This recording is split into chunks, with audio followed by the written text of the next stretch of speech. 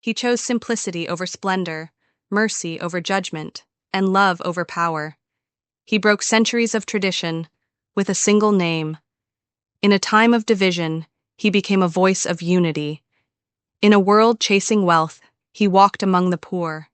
This is not just the story of a pope, it's the story of a man who changed the course of the Catholic Church, of a leader who shook the halls of the Vatican and reminded the world what true humility looks like. This is the life and legacy of Pope Francis. He was known as the People's Pope, a humble man from Buenos Aires who stepped onto the world stage and became a symbol of compassion, reform, and courage. This is the life, legacy, and impact of Pope Francis, the first Jesuit pope, the first pope from the Americas, and the first ever to take the name Francis. In this special tribute documentary, we journey through his early years, the powerful moments of his papacy, and the mark he left on the Catholic Church and the modern world. But before we begin, take a moment to subscribe, like this video, and comment below. What has Pope Francis meant to you?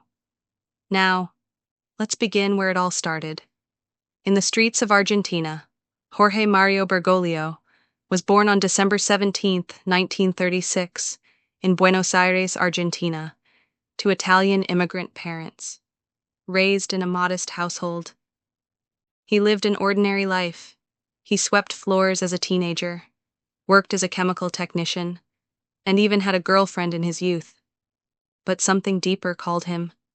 In 1958, he entered the Society of Jesus, drawn by the Jesuits' mission of service, education, and simplicity.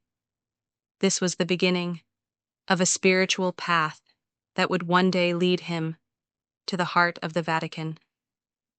As a Jesuit, Bergoglio rose quickly through the ranks. By 1973, he became the provincial superior of the Jesuits in Argentina. He was known for his discipline, his intellectual depth, and above all, his humility. During Argentina's dirty war, he faced criticism and controversy over the Church's role during political repression. A difficult chapter, but one that later highlighted his efforts for transparency and reconciliation. In 1998, he became Archbishop of Buenos Aires, and in 2001, he was made a cardinal, appointed by Pope John Paul II. March 13, 2013, white smoke rises from the Sistine Chapel. The name called is unfamiliar to many, Jorge Mario Bergoglio.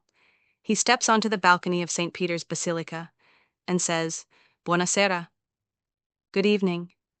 In that simple phrase, the world feels a shift. He takes the name Francis, in honor of Saint Francis of Assisi, the patron of the poor, the humble, the broken. It's the first sign of what his papacy would become. A challenge to tradition, a call for reform, a voice for the voiceless.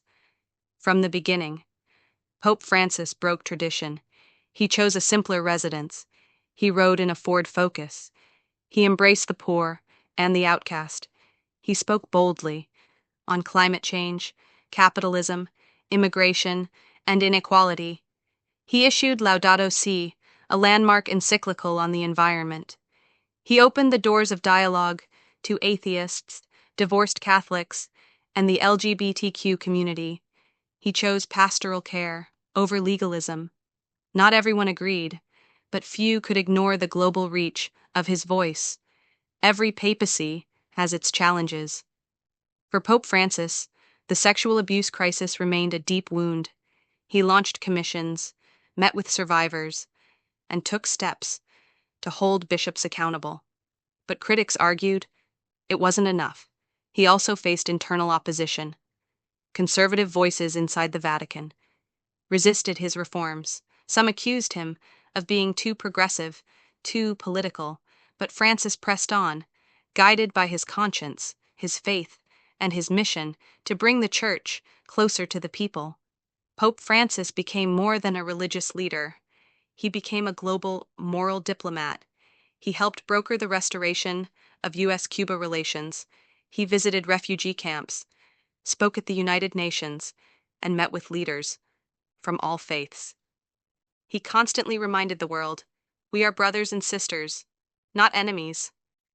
His papal visits were filled with powerful symbols, washing prisoners' feet, praying at ground zero, embracing those who suffered most.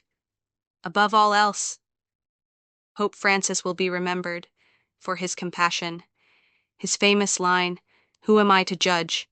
His presence among the poor, his calls for mercy, inclusion, and dialogue over dogma.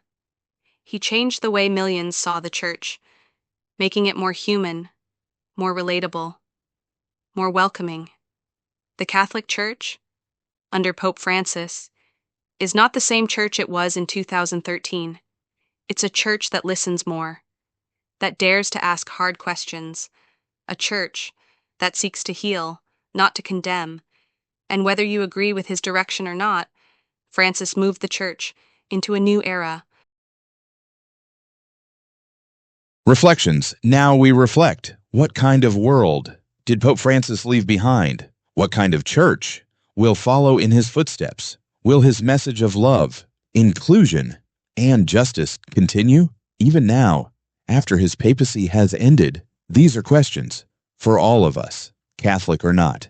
Pope Francis once said, "A little bit of mercy makes the world less cold and more just." Whether you're Catholic, religious, or simply a seeker of truth, his life reminds us all that humility is strength, that listening is leadership, that love is always the answer. Thank you for watching this tribute to one of the most influential popes of our time. Please like this video, share your thoughts in the comments, and subscribe for more inspiring stories of faith, hope, and history, and many more solutions to handle your diabetes. Remember not to joke with your health.